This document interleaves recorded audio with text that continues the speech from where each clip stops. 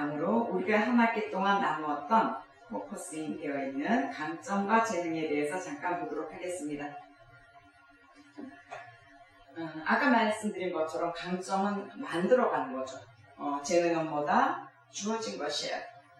그런데 우리가 또 인생을 놓고 생각해 보면요, 성공한 사람들을 우리가 분석해 보면 그들이 재능으로 성공했는가?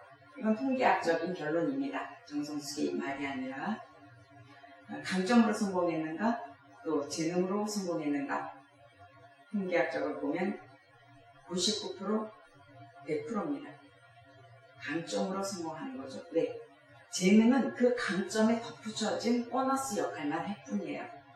내가 타고나기를 굉장히 노래를 잘했어. 그래서 성공했다는 말 들어봤어요? 아니에요. 피나는 노력이 있는 거예요.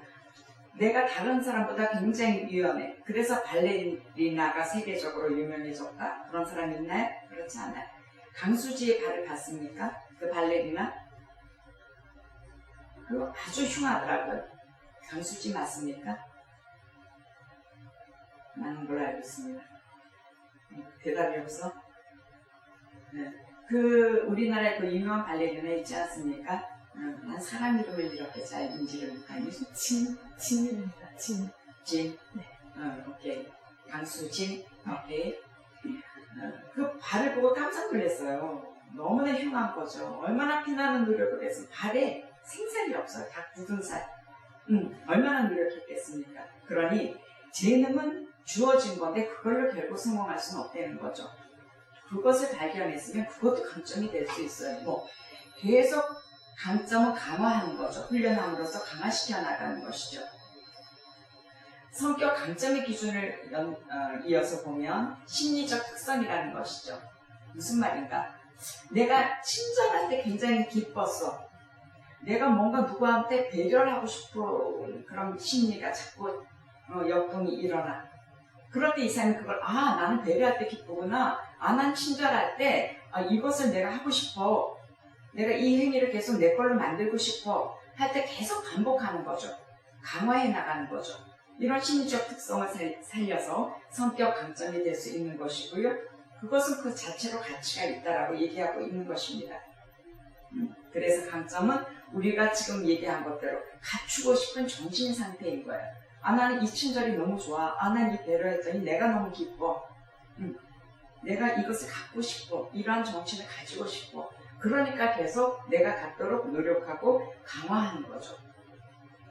그래서 강점과 행복에 있어서 결국 우리의 목표가 뭡니까? 행복한 삶. 그런데 또 한 가지 나누고 싶은 건 우리가 성공했다고 행복합니까? 행복해서 성공합니까? 여러분은 어떻게 생각하세요? 성공은 내 가슴이 원하는 것을 이루는 것이라고 했어요. 그런데 우리가 행복한 것은 과정에 더 많다고 그랬어요. 꼭 우리가 행복을 결과에서 느끼는 것은 아니라는 것이죠. 주어진 것보다는 만들어가는 것에 온다고 그랬잖아요. 앞에 나눴던 말과 일치하는 부분입니다. 그러니까 재능이 아니고 강점에서 행복을 노는 것인데, 누누이 말씀드렸던 것처럼 우리가 열매를 맺었을 때, 결과를 이루었을 때만 행복할까요? 그렇지 않다는 것 아시죠? 우리가 만들어가는 그 과정에. 그래서 여러분들이 학위를 따서 기쁘고 행복할 수도 있지만 이 공부하는 과정에서도 얼마든지 행복감을 가질 수 있고, 그 의미와 가치, 그 의미 자체가 가치가 있다라고 얘기를 하고 있는 것입니다. 그래서 여러분들이 이 수업을 받으면서 나의 강점이 무엇인가 반드시 찾으라고 이야기를 했고, 그래서 과제조차도 성격 강점에 포커싱을 맞춰서, 그런데 더 중요한 것은 그래서 어떻게 되었다고, 여러분이 어떤 변화가 일어났습니까? 그 변화를 여기선 효과라고 얘기할 수도 있겠죠. 감사일기를 계속 썼더니, 가장 쉬운 예로 감사일기를 계속 썼어요. 계속 썼다는 것은 제가 처음 이 수업을 시작하면서 감사일기를 쓰십시오. 성적과 관계없이 계속 써서 여러분의 변화를 스스로 경험해 보십시오 라고 명제를 던졌어요. 제가 써보고 경험해 본 본인이기 때문에 그렇습니다. 감사가 감사를 낳더라. 이것은 이론이 아니라 현실이었거든요. 감사가 감사를 낳으면 어떻게 될까요? 그 끝은 이로 말할 수 없는 행복이 충만합니다. 그래서 행복은 감사만큼.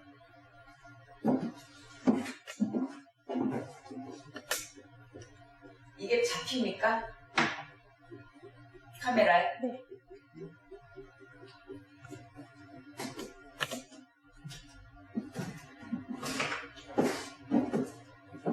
저는 늘 얘기합니다.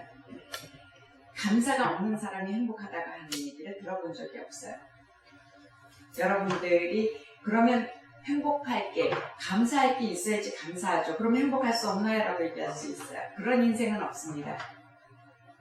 여러분들 이해가 가실지 몰라도 저는 물 한 잔을 놓고 뭉클한 적이 있어요.